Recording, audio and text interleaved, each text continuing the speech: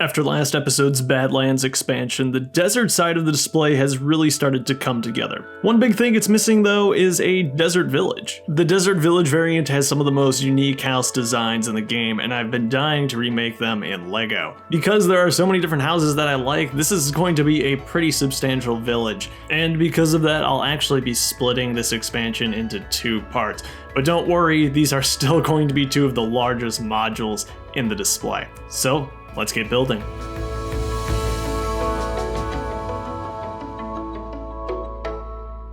I promise I'm not messing around with this one, so we're going to be starting out with a 48 by 32 stud module. For reference, that's the same size as the one the Pillager Outpost sits on. And to make sure I'm lining everything up correctly, I'm going to bring in the Badlands expansion as well as part of the Lush Caves. One of the biggest challenges of this module is going to be making that cliff that goes in front of the Lush Cave. I want it to look as natural as possible and hopefully leave a little cave opening so you can still kind of see inside. The other thing I really want to nail on this module is the design for the path. Desert village paths are nearly indistinguishable from the sand around them, so I'm going to try something equally subtle. Instead of using 2x2 tiles, which I'm doing for the sand, I'm just going to build bricks on their sides to give the path a more smooth look. There should be less ridges in between the bricks like you get with the tiles. The dream is that when viewed from a distance, you should be able to still distinguish the path from the sand around it.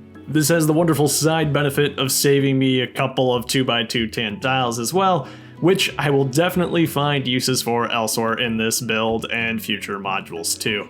Those things always disappear too fast. So here I'll plop down a few jumpers and 2x2 tiles, and you can kind of get an idea of how that texture changes.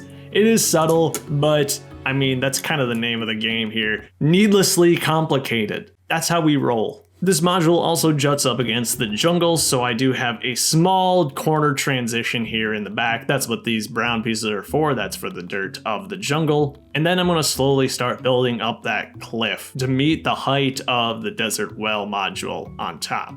You'll notice too that I've left some spaces for some buildings. You'll see what I have in mind for those very soon. To make sure everything's lining up, I'm going to bring the Jungle Temple module into play here too. And so far, things are looking pretty good on that end. I've been doing this for quite some time now, but I promise that it still feels really good when things line up. On the other side, I'm going to start working on the Lush Cave entrance. It's actually our 3rd entrance, so hopefully you can see at least a little bit of this module I worked so hard on way back in the day. Maybe in the future, I wouldn't be opposed to yet another Lush Cave expansion, mirroring the underground modules I made, like the Dripstone Caves or the Deep Dark. There's plenty of underground space to fill, so it might happen. As a lifelong fan of Harry Potter, I have more tan than I know what to do with, so it's no problem making this rather large hill in the back. Now that everything's lined up, I can remove the additional modules so I have more workspace on my little table here. That frees me up to work on the next step, which is, you guessed it, tiling.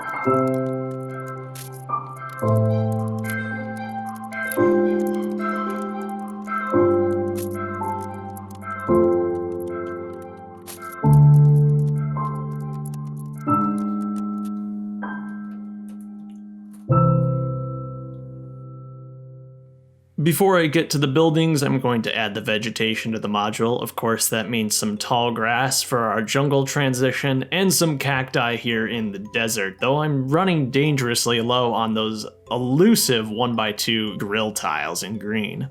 The first structure I'm going to work on is the meeting area for the village, and this is the one I want to do mostly because it uses those lovely glazed terracotta pieces. The first stall I'll build is the one with all the plants on it. It is the largest one, and I love the color that it brings, with the green cacti, of course.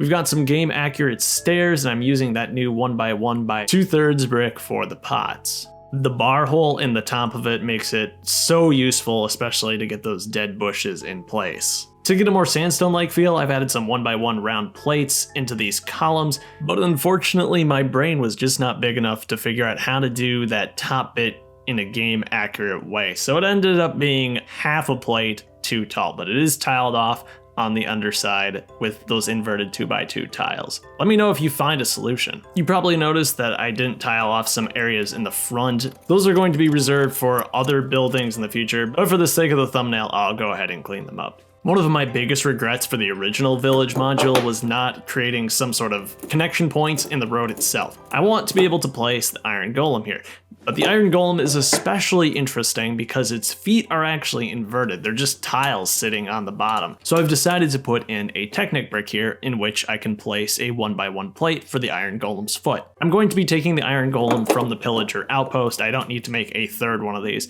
and eventually I'll replace that empty cage at the pillager outpost with some of the new allays that came out in the 2023 sets. Interestingly enough, if this path had been made out of 2x2 tiles, there would really be no clean way to attach the iron golem to it, so this snot technique worked out really well. I'll also make one of the village lamps, which is just 2 blocks of 24-2 with a block of 172 on top and a torch on top of that. Sorry, I don't know the actual names. But anyway, let's build some houses.